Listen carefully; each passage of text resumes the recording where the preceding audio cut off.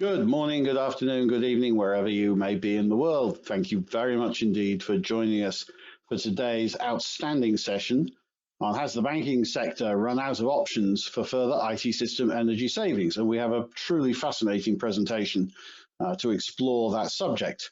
My name is Hugh Morris. I'm a senior research partner in ZN, and it's my pleasure to be able to chair the event today. And I can only do so thank you to the generosity of our sponsors who allow us to range widely and freely across technology, economics, and finance. And we greatly appreciate their support. Now, my job is to get out of the way as fast as possible and to hand over to our speakers. Some housekeeping notes. The slides are available to download in the chat and they're on the website. We'll be holding a 20-minute or so Q&A session after the presentation, so please be sure to use the GoToWebinar chat facility to send your questions to me, and then I will feed them through to the speakers. So, without more ado, let me hand over to Ken and Jody. The floor is yours. Please proceed. Thank you.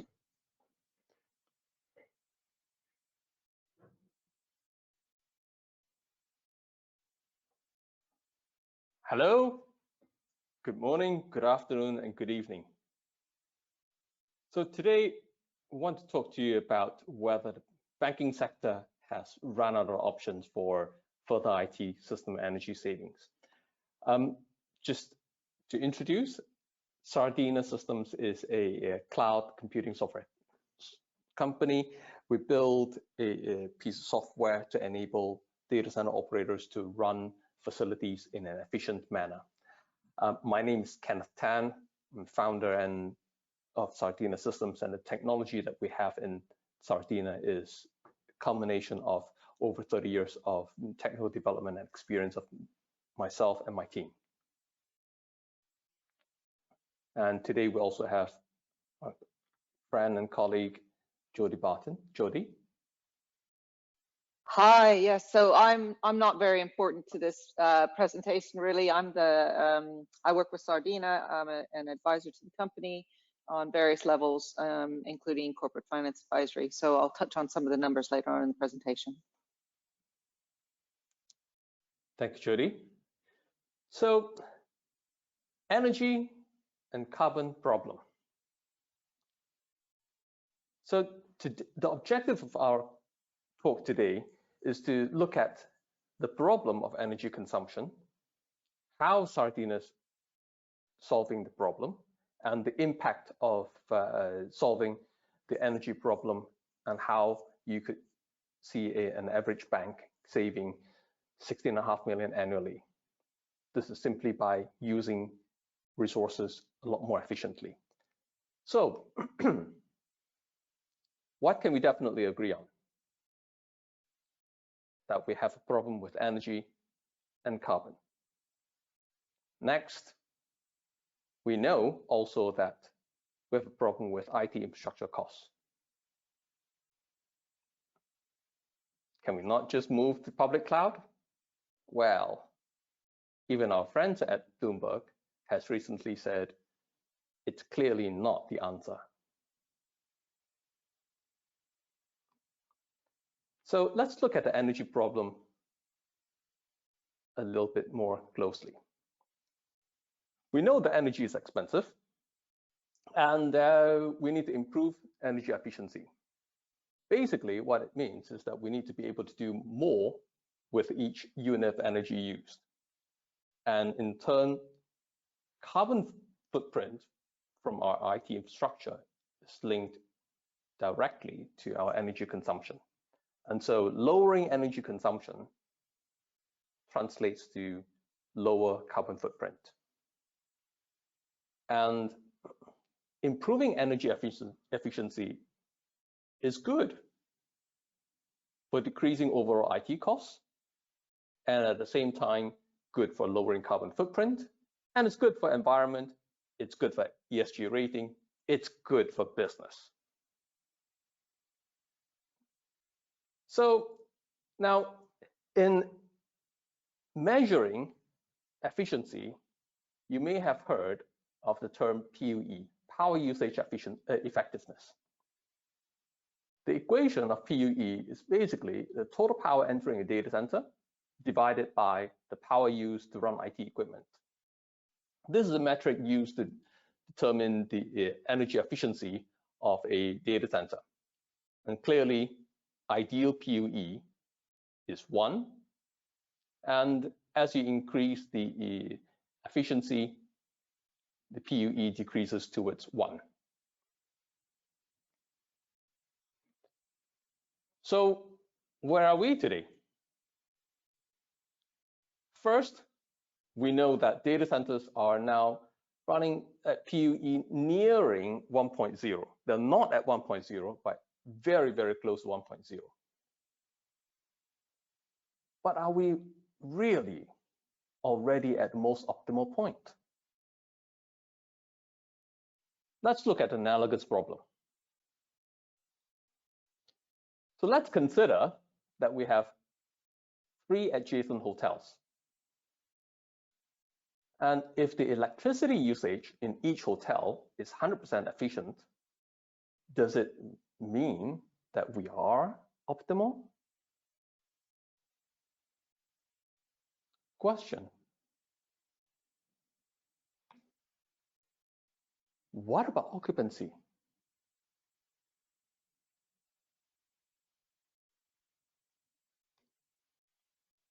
So if based on number of occupants,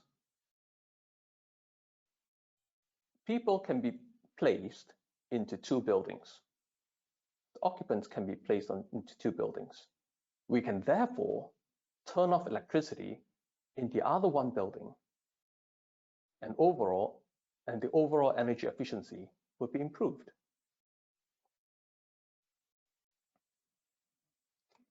And further, if the number of occupants change and can be placed into 1 building, we can turn off electricity in the other 2 buildings. And the overall energy efficiency will be even further improved.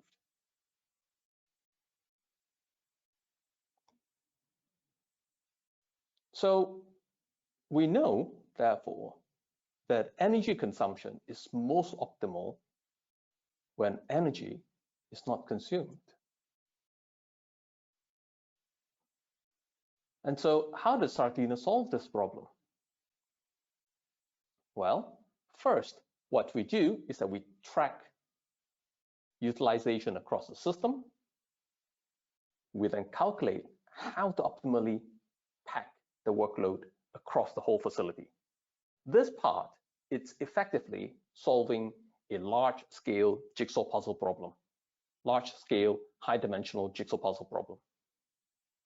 And then after that, we figure out how to right balance and how to, in turn, turn off servers as necessary.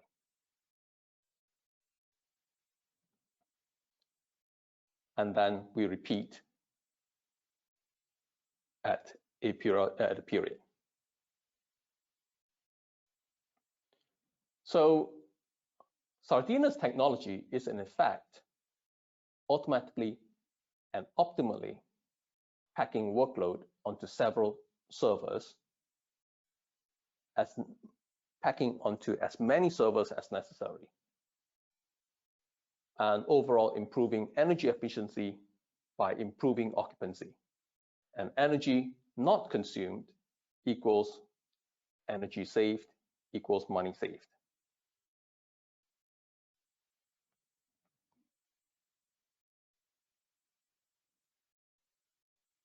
Let's look at some numbers. Jody, you want to go through these numbers? Absolutely. Thanks, Ken. So Ken's gone through some of the specifics on how the technology works to optimize a private cloud environment. And what we've done here is a bit of analysis on actually what is saved. And we have used actual example data from existing Sardina clients to put together our assumptions on this. So if you look at that table, you can see if we take, for example, financial institutions, the large financial institutions, so bank, commercial bank, for example, That commercial bank has, say, 1,000 servers, whether they host them themselves or they host them in a data center, it doesn't matter. And then you calculate the cost savings of having Sardinas optimizing technology within your private cloud environment, and the cost savings involved with the ability to power down and utilize servers more efficiently. And what you come up with at 39.2 pence per kilowatt hour is a cost savings per year for that bank of about £16.499 million. But if you want to go to the next slide, Ken, energy costs aren't 39.2 pence per kilowatt hour at the minute. They're 51.1 pence per kilowatt hour. So in actual fact, with Sardina systems installed on your banking infrastructure, private cloud setup, that bank, that large bank, could save as much as £21.45 million per year just having Sardina installed on their infrastructure. Kind of amazing, isn't it? So to give you further information about Sardina, we are a cloud platform software company building a product called Sardina FishOS, which builds on 3 major building blocks: OpenStack, Kubernetes, and Ceph. The product aims at enabling zero downtime operations, reliable, efficient.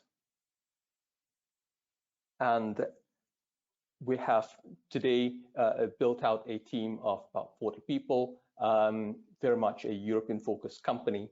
And along the way, we have won a number of awards.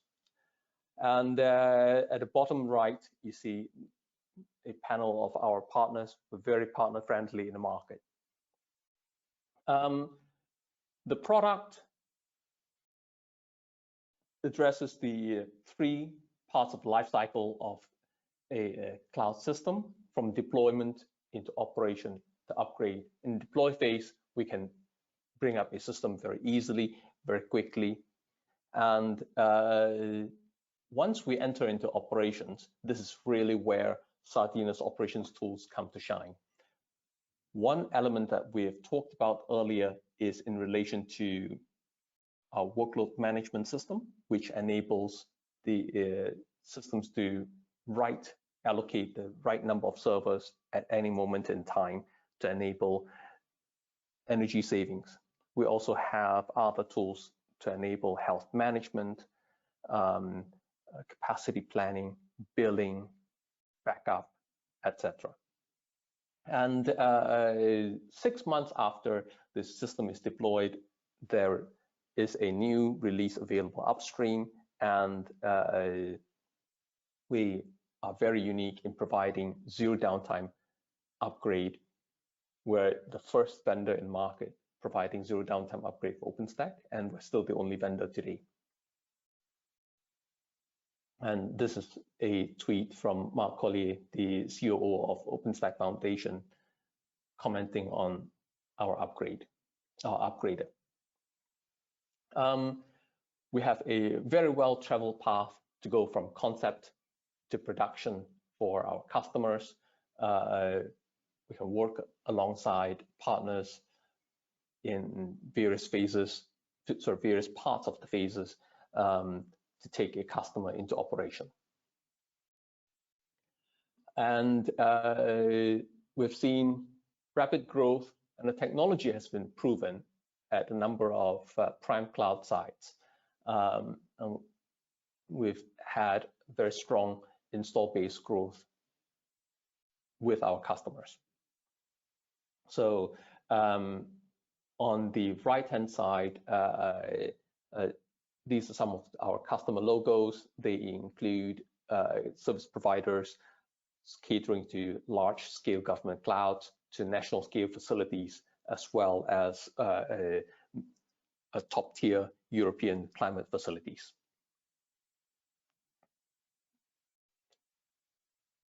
So, in summary, there is real value in better optimizing energy consumption.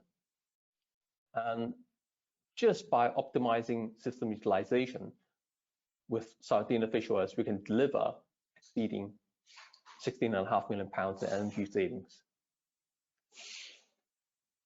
And clouds running Sardina Fish Oils, we can attain unmatched energy savings, which in turn translates into lower carbon footprint, better ESG rating, and saving money.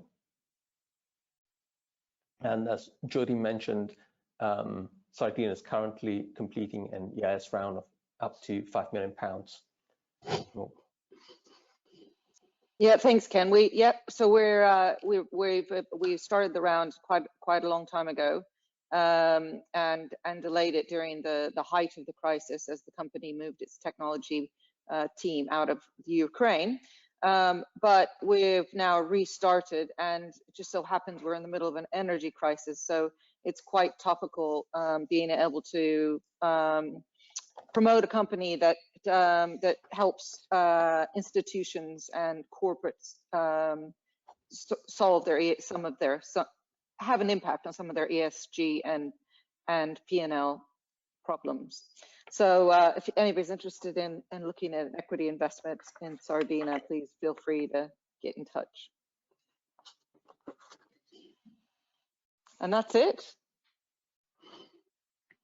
Very good. Kenneth, Jody, thank you very, very much indeed. Ava, as you rightly observe, an extraordinarily topical issue, particularly given the energy intensiveness of computing grows ever greater, and energy costs give it a decent race to the top or to the bottom, whichever way you wish to look at it.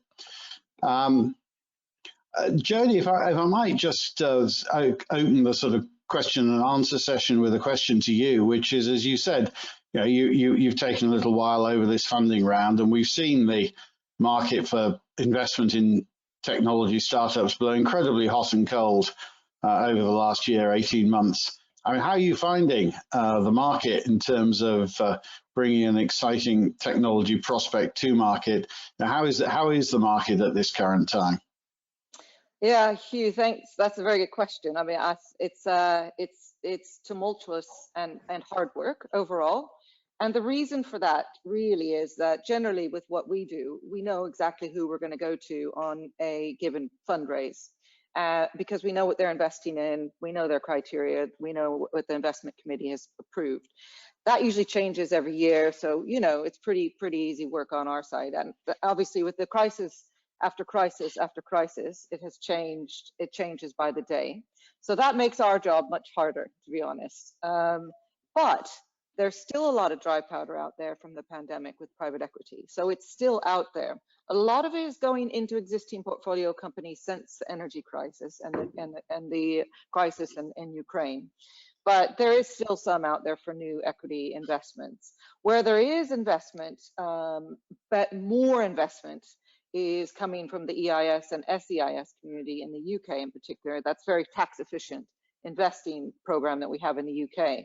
And they need to put their allocations to work by the end of the fiscal year, by April, or they lose it. So that money is still going into more early stage businesses. And then on the flip side, really, M&A is absolutely going crazy. So companies that are just exhausted or spent some time during lockdown reconsidering how they're going to grow their business, and maybe through M&A would be an option to consider.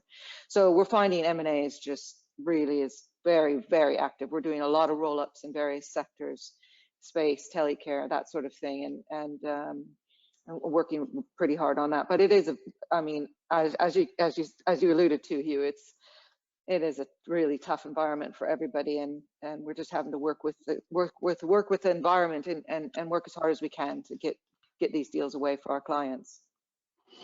Brilliant, thank you very much. Audience, I encourage you to continue to submit questions through the chat facility. And I have a question here from Trevor Hilder, Kenneth, which goes along the lines of, can't the public cloud providers such as Azure and Amazon Web Services do the same as you are offering? So the question is whether you are running a private cloud or you're running a public cloud. if you're running a public cloud, you are not in control of your ESG situation, and you are not in control of your carbon footprint. And as we have just seen in there's the answer to that question, not from me, from Bloomberg. Very good. And if you look beyond the energy benefits, why would one run a private cloud? Very often, the reasons why organizations run private clouds is that they need the data to be private. So recently, I've had a conversation with the CTO of a food delivery company. And the conversation goes along the lines of, well, why would you want the data to be in a private cloud versus putting the data in public cloud? It comes down to the fact that if you put the data in public cloud, and the public clouds are today large American public clouds, due to Cloud Act, the data could be exposed to US government. And it only takes your customer 160 characters to start a boycott against you if your data is in US public clouds. And are you prepared to take the risk of your customer starting 160 character long boycott? That's on Twitter. Help me understand this 160 characters. I'm being a bit slow here. 160 characters being a tweet on Twitter. Okay, thank you. Cool. Interesting question from David Rimmer. He says, I may have missed this, but what is the estimated saving in energy cost as a percentage? I'm sure the answer is it varies, but. Indeed. So in this case here, you have a case whereby the organization is working 8 hours out of 24 hours per day. And in a situation where the servers are powered the whole day, then it's at the figure of 180,000 kilowatt hours daily. This is the base case energy used. And in the operational period, so the 1/3 of the day, you're at 60,000 kilowatt hours. And then the remaining 2/3 of the day, powering down a substantial chunk to bring it down to approximately 24,000. You do not completely take it to zero, you take it to 24,000. That's the sort of savings that you're seeing. Thank you very much. Another question, has there been any focus by banks to design more efficient software as well as increasing their hardware efficiency? I mean, are there any incentives for them doing this in terms of their ESG rating?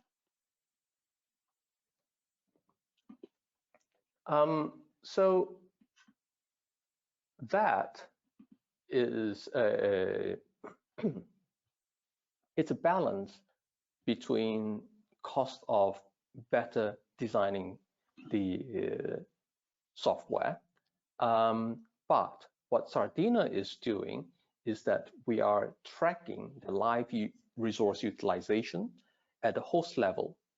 So given that we see the actual resource utilization, and we can therefore much better pack the workload, much better packing the workload, being much more effectively, much more efficiently, based on actual resource utilization.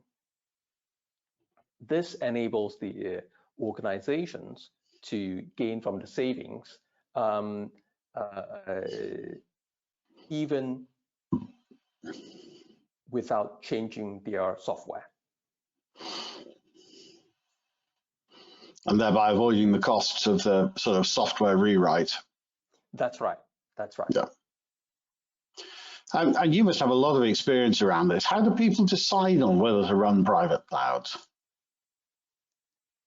So the question of deciding on running private cloud is really that, do they need the data private?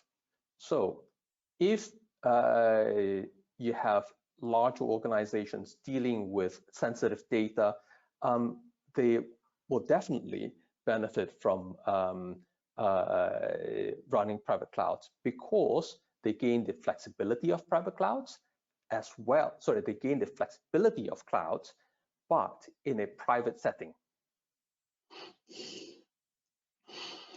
And it's worth noting, Hugh, sorry, it's worth noting as well, Jenny. sort of regions that, you know, haven't gone, there are certain regions, not in developing countries, but not in third world countries, but in developing countries that haven't gone to the cloud, but need to implement cloud environments, particularly in the banking sector and big corporate sectors. And a lot of these regions, which Ken is expanding to, are going straight to private cloud instead of going to the likes of AWS. And mainly it looks like their driver is the security side of the data. Okay, that makes sense. I'm just thinking of another sort of secular trend around, you know, distribution and distributed ledger and all the rest. Does that provide an opportunity because things are more fragmented, or does it provide a challenge because it's harder to get hold of loads for aggregation, and in aggregating you may run counter to the architecture that people are trying to implement? How do you see that balance? We are somewhat complementary and agnostic, because in running distributed ledger, typically you're running this within the as part of certain workloads, and so being on the infrastructure side, Sardina is able to handle it, regardless of what is actually going on in the service consumer side, so in the workloads. So the system that we have here, it works for financial institutions, it works for bioinformatics, it works for government clouds, exactly the same principle, exactly the same software. Okay. And do you think that fragmentation perhaps gives you more of an opportunity, with workloads being spread about the place more, and therefore more opportunity for marginal inefficiency? I mean, because we are transparent to the workloads, how the workloads run is pretty much independent from us. So in that sense, it could be complementary, it could be agnostic. And you're clearly experiencing, noticeable client success. What are the sorts of potential objections that you're having to handle? What are people saying yes, but, and how are you dealing with those? So customers, when they are implementing a system, they want to know they're able to bring up a system in a timely manner, and they want the ability to run a system minus a great deal of complexity. And so this is where you see the well-traveled path that we can chart out for our customers, ranging from system definition to bringing the warehousing partners, bringing the connectivity partners, servers, switches, and routers, and then they are coupled with visual software. And this comes together to provide the customer with a cloud system. And we can go from concept into operation, depending on the region, as short as 2-3 weeks, to in other regions maybe a couple of months. And are you seeing regional demand differing as well? Are you able, I mean, clearly you've got a global offering.